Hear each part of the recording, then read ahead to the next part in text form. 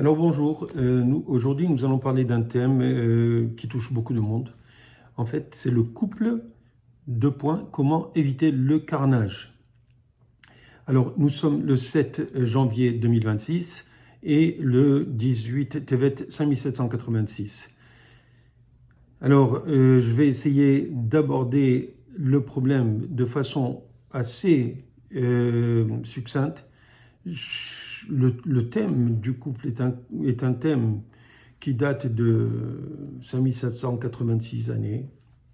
Et donc, on ne pourra pas, en quelques minutes, essayer d'arranger ce problème.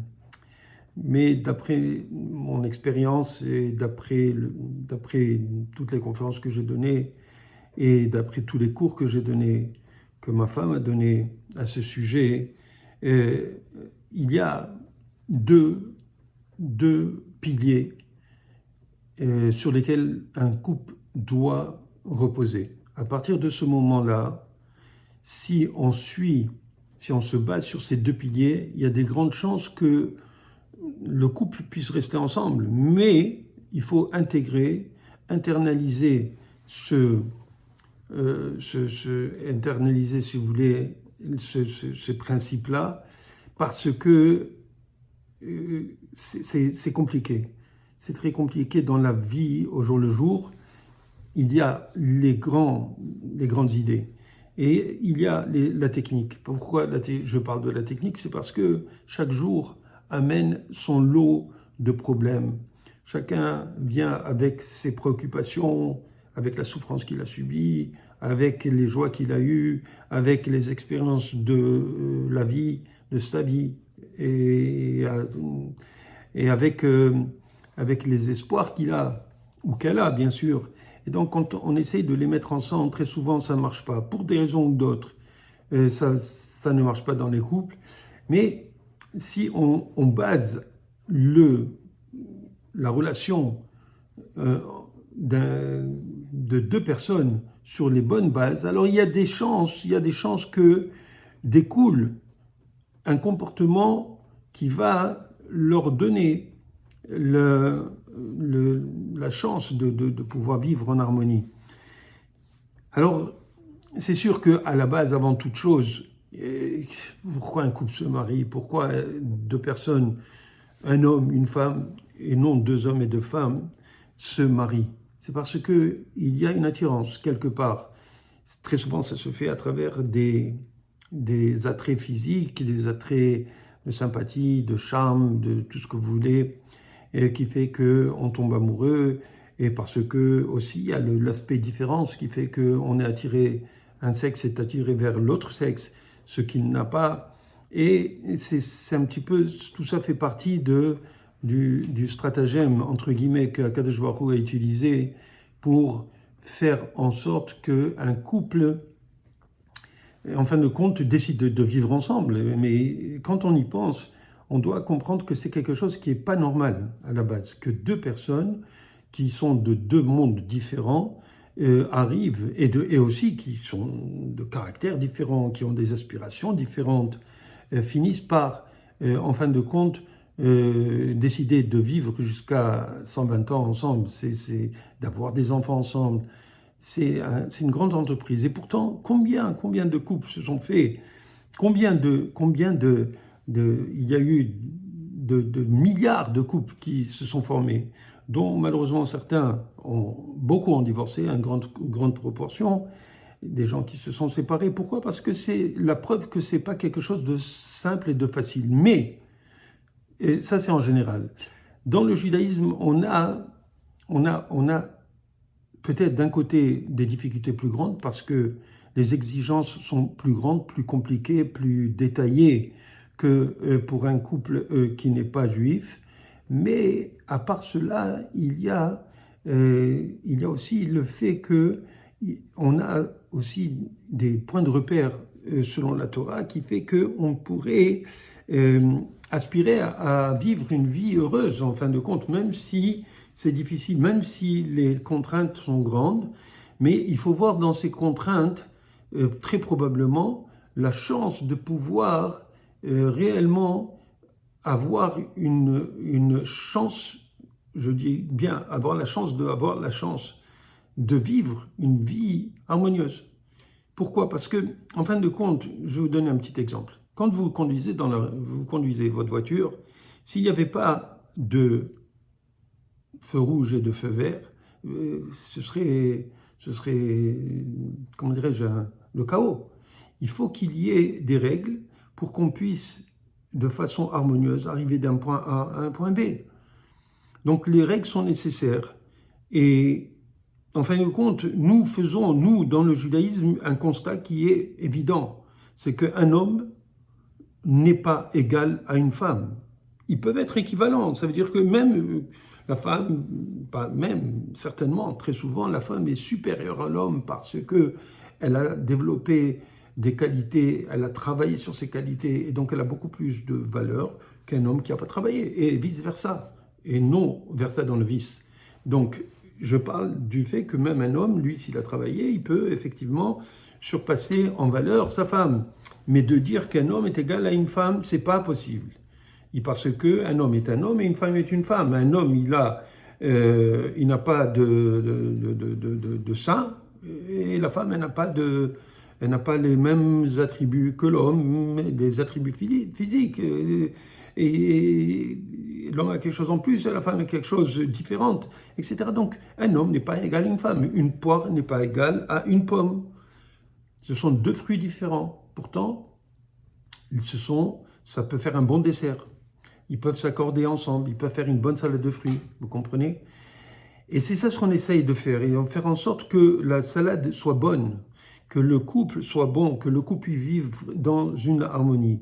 Alors, donc, on va se baser un petit peu sur, et comme je dis, c'est une partie, parce que c'est vraiment, d'après moi, deux grands piliers qui fait que on a la possibilité d'espérer qu'un couple pourra, à partir du moment où il comprendra ces piliers-là, travailler sur eux-mêmes pour arriver à être en harmonie. Alors, il y a beaucoup de choses à dire, mais ces deux piliers, je vais essayer de les résumer, d'accord? Premièrement, il faut savoir que le monde tient sur le Hesed. Le Teilim dit « Olam Hesed Ibane ». Donc, ça veut dire que le monde ne peut avoir de kiyum, c'est-à-dire d'existence, que si il y a la générosité, il y a de la générosité, il y a du bien qui se fait dans le monde, d'accord? Le monde est fait de différents individus, et la Torah nous dit que si ces individus s'aiment les uns les autres, ok? Autrement dit, pas comme le monsieur là-bas qui fut accroché dans le temps, le disait aimez-vous les uns les autres. Il n'a fait que de faire du plagiat, il faut dire la vérité. En fait, c'est écrit Ve'avta l'ereacha kamocha. Ça veut dire qu'on doit aimer son prochain comme soi-même. Et à partir du moment où on comprend que on doit aimer son prochain comme soi-même, ça veut dire de ne pas lui faire de mal, et éventuellement même de faire du bien à l'autre. D'accord? De donner, d'aller au-delà de ne pas faire du mal, c'est-à-dire de faire du chesed, c'est-à-dire de donner, de ressembler à Kadosh Baruch Hu, d'émuler à Kadosh Baruch Hu. Comment? En donnant.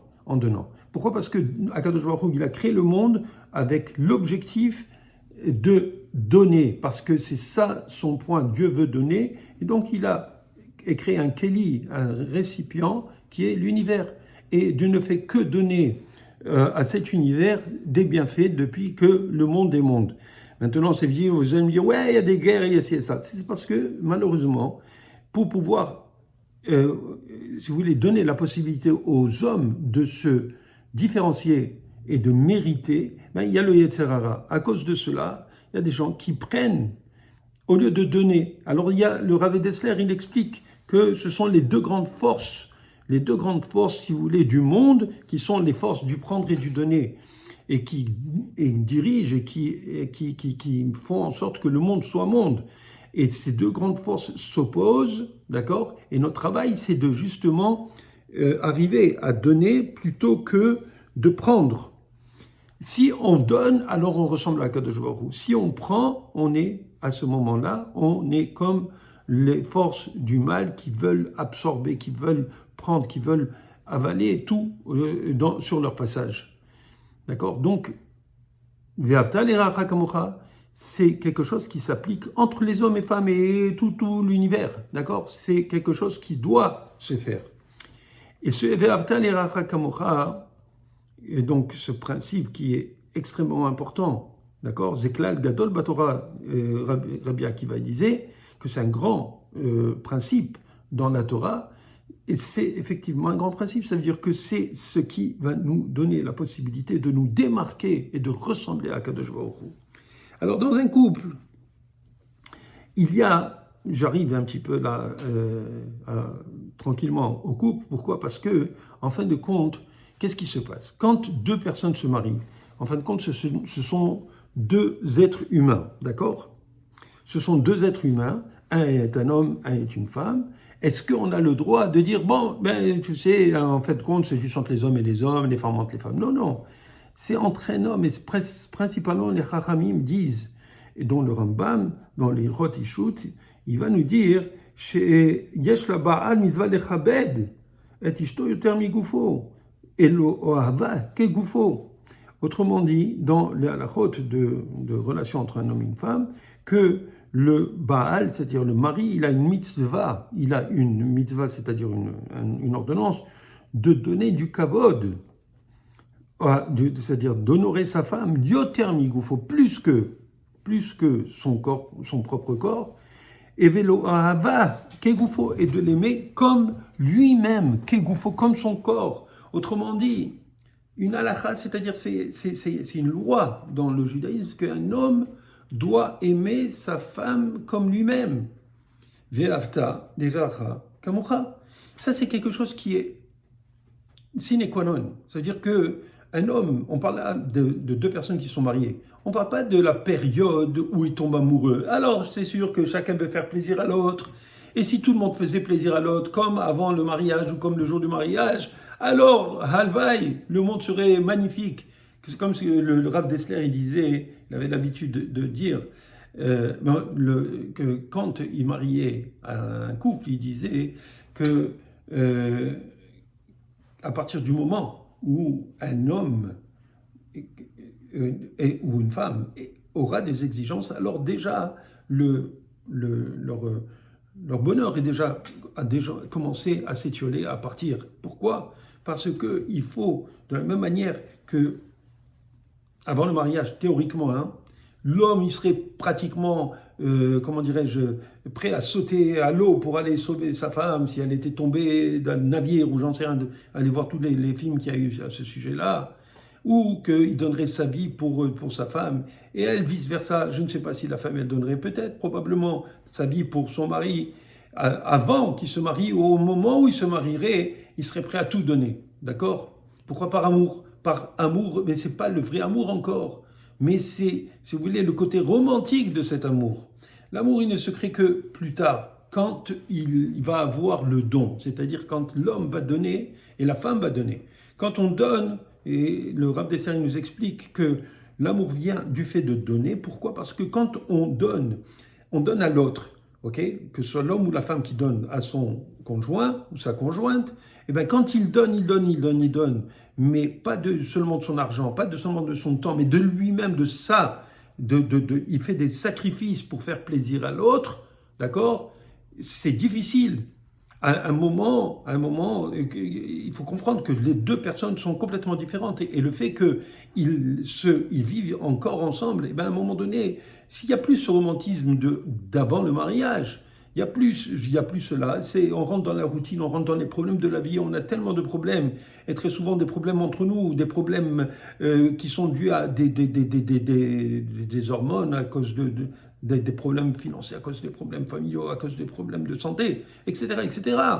Donc, c'est très difficile de continuer à aimer de cette façon romantique. Bien qu'on peut en discuter, la Torah, elle a pensé à ça, c'est pour ça qu'il y a la mitzvah de l'anida, la séparation qui est mensuelle, où l'homme et la femme vont se séparer et en fin de compte vont se retrouver, et que c'est comme un nouveau mariage à chaque fois. Alors c'est pour renouveler le romantisme, si vous voulez.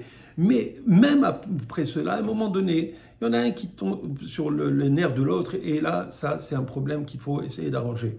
D'accord? Donc, l'idée, c'est quoi? C'est qu'il disait, c'est que si vous êtes prêts, de la même manière que vous êtes prêts maintenant à vous donner l'un à l'autre, à vous faire plaisir, mais c'est comme ça que vous devez faire. À partir du moment où on se fait plaisir, et que même si on n'a pas envie de faire plaisir, on le fait, et donc on donne de nous-mêmes, alors à force de donner de nous-mêmes, on est en train de déverser une partie de notre propre personne dans l'autre personne. Mais on sait qu'il y a un principe, que la Torah nous dit que un homme, il est proche de lui-même. Adam karov le'atzmo. Ça veut dire qu'un homme, il s'aime à lui-même. Maintenant, si, à force de donner de lui-même, de son temps, de son argent, mais surtout de lui-même, de surtout le fait qu'il travaille ses midotes, qu'il travaille ses qualités pour pouvoir faire plaisir à l'autre, alors il se trouve qu'il a transféré une partie de lui-même chez l'autre. Et étant donné que l'autre contient une partie de lui, mais que lui, il s'aime naturellement, donc il va aimer lui-même qui est dans l'autre. C'est pour ça qu'on aime l'autre parce qu'on donne. Et c'est pour ça que les gens disent « Ah oui, ben oui, l'amour c'est donner ». Ben c'est exactement ça. Maintenant, vous savez quel est le mécanisme, comment ça fonctionne. Alors maintenant, quand on dit qu'un homme, il doit aimer sa femme Kegoufo, ben c'est tout à fait normal. Pourquoi? Parce que le monde tient sur ça. Le monde, c'est-à-dire que le monde en lui-même, le monde s'il pouvait se donner, si on pouvait nous donner les uns les autres, on pouvait faire plaisir chacun l'un à l'autre, alors le monde aurait moins de guerres. Il y aurait moins de problèmes, problèmes d'orgueil et de problèmes de bagarres dans les familles, intrafamiliales, interfamiliales, et éventuellement intracommunautaires et intercommunautaires et internationaux et internationaux. D'accord? Intranational et international.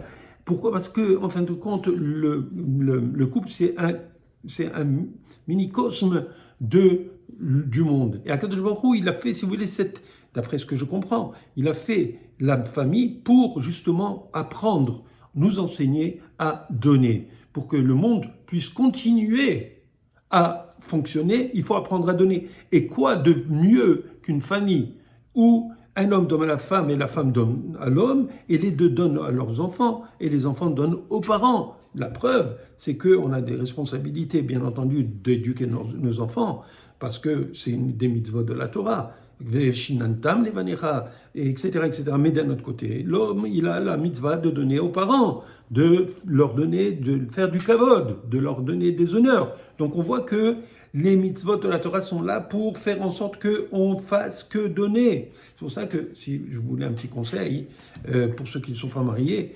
essayez de voir la personne avec qui vous allez vous marier en fonction du fait qu'elle c'est une personne qui est capable de donner. Parce que si c'est une personne qui n'est pas capable de donner, d'accord, eh bien, elle va finir par vous donner. Et puisqu'elle va vous donner, elle va vous aimer. Et donc, vous ne serez pas sur la défensive, parce que vous saurez que si elle donne, alors aussi, vous pouvez donner aussi sans compter. À ce moment-là, vous allez être sur la bonne voie, d'accord? Parce qu'elle donne, donc elle vous aime, et donc vous allez donner, vous n'aurez pas peur, vous aussi de donner, et vous allez vous attacher. Et donc ça, c'est une recette pour le couple. Mais je n'ai pas fini, ça c'est un des piliers que l'homme, il doit aimer sa femme comme son corps, d'accord? Je dis bien comme son corps, et il doit faire en sorte de lui donner plus que son corps. Par exemple, s'il a de l'argent, il y a un petit peu d'économie. Est-ce qu'il va s'acheter je sais pas, une Lamborghini, bon, n'exagérons pas, ou est-ce qu'il va lui acheter une bague à 10 carats où elle peut faire du workout juste avec sa bague, vous voyez? Non, alors, comment dirais-je, je caricaturise, mais en fait, l'homme, il doit faire passer le caveau de sa femme, surtout, par exemple, dans les habillements, dans l'habillage où la femme, elle veut avoir une maison, comme parce que sa copine a une maison, elle aussi, elle va avoir une maison, et elle veut avoir des beaux habits. Eh bien, il faut savoir que d'abord, l'homme, il doit faire en sorte de donner du kavod à sa femme, de donner, il ne faut pas qu'il soit avare. Au contraire, il faut qu'il donne. Quand il y a la possibilité, eh bien, d'abord faire passer. Mais d'un autre côté, l'homme, il a des besoins. Il a des besoins, il a besoin qu'on le voit aussi comme étant pas seulement le pourvoyeur pour donner, mais aussi il a besoin d'avoir une femme qui ne va pas contre ses intérêts à lui. Autrement dit, contre qui viennent lui faire des problèmes et qui exige des choses et qui ne lui fait pas plaisir, etc., etc. De la même manière, quand on a dans une ketouba, l'homme il s'engage à quoi? À donner un toit à sa femme, ou il doit l'habiller, il doit lui donner des maisonnotes, de quoi la nourrir, et aussi de quoi lui faire plaisir physiquement, d'accord? Donc, il doit lui donner donc des bijoux et des bisous, ça va? Mais est-ce que la femme ne doit pas le faire? Effectivement, la femme doit aussi le faire. C'est pour ça que la Torah nous dit, comme par exemple dans Tana de Bediaou, Isha Keshera, qu'une Isha, une femme qui est cachère, qui est bien, c'est quoi? C'est celle qui fait le ratson, osa ratson bala, qui fait le ratson, la volonté de son mari. Alors vous allez dire, ouais, alors quoi? Ça veut dire que c'est sa bonne, c'est son esclave, c'est sa servante. Non, c'est pas ça le point. Le point qu'il y a, c'est qu'un homme, il a besoin d'avoir, d'abord il a des besoins. Il a des besoins. De la même manière qu'il a choisi cette femme parce qu'elle lui plaît, parce qu'elle est gentille, parce qu'elle est jolie, parce qu'elle est serviable, parce qu'elle c'est une donneuse. Ok? Alors, elle aussi, elle a certaines lois qu'elle doit suivre, de la même manière que lui, il doit suivre certaines lois, comme je vous ai expliqué, et bien elle aussi, elle doit lui préparer à manger, elle doit lui faire plaisir, elle doit lui faire des petits plats, elle doit lui faire ce qu'il aime comme il aime, pas comme elle aime, et de dire voilà, ben tu vas manger ça, et ben tu aimes pas ça, ben tu vas le manger quand même, d'accord? Ou va te le faire toi, ou va t'acheter. Non, c'est pas comme ça que ça marche. Une femme, elle doit, elle aussi, essayer de faire plaisir à son homme, à son mari, pour justement qu'il ait une envie de revenir chez lui, qu'après le travail, après tout ce qu'il a subi dans la journée, qu'il ait un havre de paix. Alors si la femme, elle travaille aussi, ok, alors faites attention mesdames, sachez que vous pouvez travailler, mais il ne faut pas oublier qu'un homme, il a besoin d'une femme, il n'a pas besoin d'un PDG à la maison. Vous comprenez? Il a besoin d'une femme qui s'occupe de sa maison, qui l'aide à éduquer ses enfants, qui l'aide à justement arriver aux objectifs qu'il s'est assignés dans la vie. S'il veut devenir un Talmid Chacham, il veut connaître la Torah, il faut lui faciliter la possibilité d'aller à la synagogue ou au Beth Midrash pour étudier. Parce que si elle ne le fait pas, alors elle va se retrouver avec un homme qui est handicapé. Un homme qui ne pourra pas lui donner la chance d'avoir une part dans le Olam Haba. Parce que comment les femmes, elles ont une place dans le Olam Haba? Je vous le dis, mesdames, sachez-le. La femme, elle n'est pas obligée d'étudier la Torah. D'accord? Elle n'a pas d'obligation d'étudier la Torah. Et puisqu'elle n'a pas elle n'a pas d'obligation, elle n'a pas de mitzvah d'étudier la Torah, elle n'a pas de récompense par rapport à cette mitzvah.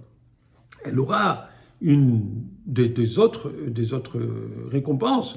Si elle fait le Shabbat, elle fait la Kashrut, elle fait la mitzvah de Nida, de la Chala, etc. Elle va avoir une part dans le Olam Haba, mais pas comme celle du mari. Alors, pourquoi elle ne va pas avoir comme celle du mari? Pourquoi lui? Parce que le Olam Haba, il est en fonction de l'étude de la Torah. D'accord? Pour pouvoir accéder à des niveaux dans le Olam Haba, il faut avoir l'étude de la Torah. D'accord? Ou au moins faire en sorte qu'il y ait des gens qui étudient la Torah grâce à nous.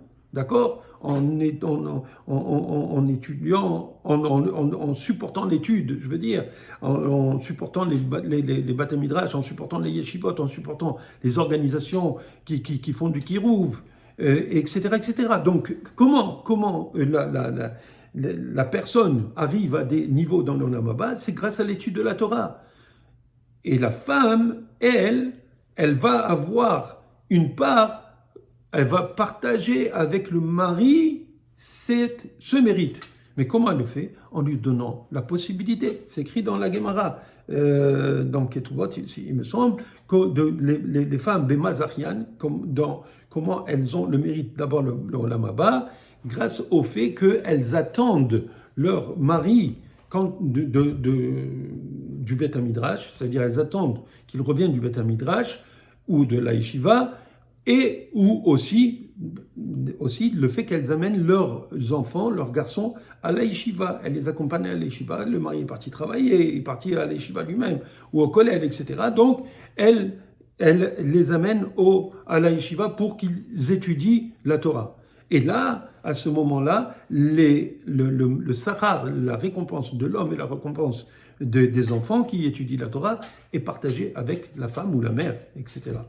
Vous comprenez donc comment, si un homme se donne l'objectif de devenir un Talmid Chacham et que la femme ne l'aide pas à atteindre ses objectifs, et elles ne font pas le Ratzon, c'est-à-dire elles ne font pas la volonté du mari. Et donc l'idée, c'est sûr que l'idée, c'est qu'elle doit tout faire en sorte pour que l'homme, quand il rentre, il soit heureux, qu'il ait un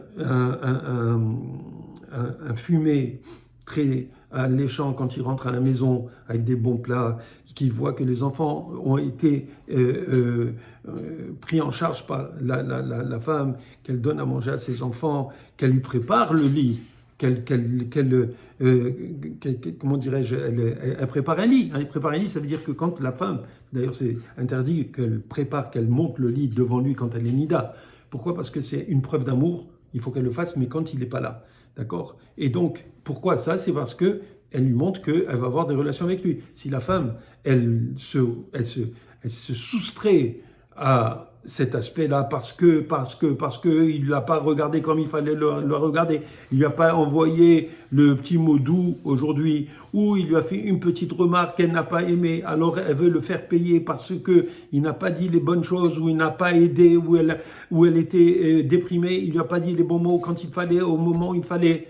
Alors, elle lui en veut, à cause de ça, elle se soustrait à lui, autrement dit, elle ne lui donne pas la possibilité d'avoir le lien physique qui va justement, parce que le lien physique est très très important dans un couple. Pourquoi? Parce que c'est de cette manière qu'il y a un lien qui se crée, il y a une colle, il y a un dévec, d'accord? Il y a une colle entre l'homme et la femme. Pourquoi? Parce que c'est la fusion des corps qui fait que c'est une grande différence par rapport à un homme et une femme dans la rue. Parce que cet homme et cette femme cohabitent, vous comprenez? Alors à ce moment-là, si la femme elle ne fait pas le ratzon du mari, si elle ne fait pas plaisir, si elle ne donne pas la possibilité de grandir, d'atteindre ses objectifs dans la vie, d'avoir une femme qui est là pour lui quand c'est le moment d'être ensemble, qui ne fait pas les mitzvot comme il faut, par exemple de se vérifier avant d'aller au mikvé, de faire les choses comme il faut, alors elle est en train de saper sa propre vie. Donc d'un côté, et je vous le redis, si les deux sont conscients, l'homme il doit aimer sa femme comme lui-même, il doit faire en sorte de lui donner plus de kavod, de lui donner plus et pas que à lui-même, autrement dit, le premier choix c'est à la femme, et donc elle va voir qu'il aime, et c'est une preuve d'amour. Et de la même manière, si elle lui montre aussi qu'elle est là pour lui donner, elle aussi, ses preuves d'amour, et que les deux vont aller selon la philosophie de la Torah, la philosophie du judaïsme, qui donne les règles de telle manière à ce qu'il puisse avoir une circulation dans la vie. Ça veut dire, de la même manière que je vous ai dit qu'il faut qu'il y ait des feux rouges et des feux verts pour que la circulation se fasse de façon fluide et qu'on arrive à bon port, eh bien, si on a chacun son code, on sait comment on doit se conduire ou conduire, d'accord, à ce moment-là, on pourra arriver à bon port, c'est-à-dire arriver à 120 ans avec notre copilote, d'accord? Et surtout, n'oublions pas que, en fin de compte, quand on est avec une personne pendant 120 ans, pas pendant 120 ans, disons pendant 80 ans, d'accord, ou 90 ans, et qu'on a vécu avec cette personne, on lui a tellement donné qu'on se reconnaît dans notre personne. Bon, ça c'est grosso modo, c'est en gros, c'est sûr que il y a les détails de toutes ces choses-là, comment faire dans les situations, quels sont les écueils à éviter. Toutes ces choses-là, bien sûr, prennent énormément de temps. Personnellement, je donne Pour les futurs Khatanim, je donne des cours qui durent 6 heures, juste pour apprendre à ne pas divorcer. Shalom. Vous comprenez? Parce que c'est pas simple. C'est pas simple. Mais là, je vous ai donné 2 grands principes. Un principe pour l'homme, un principe pour la femme. Donner sans compter pour les deux. Et tout va mieux aller, vous allez vous aimer. Et même si c'est difficile de temps en temps. Voilà, c'est ce que j'avais à vous dire pour aujourd'hui. J'espère que vous allez l'appliquer. Et si vous avez des questions, 514-344 Torah. Voilà, au revoir.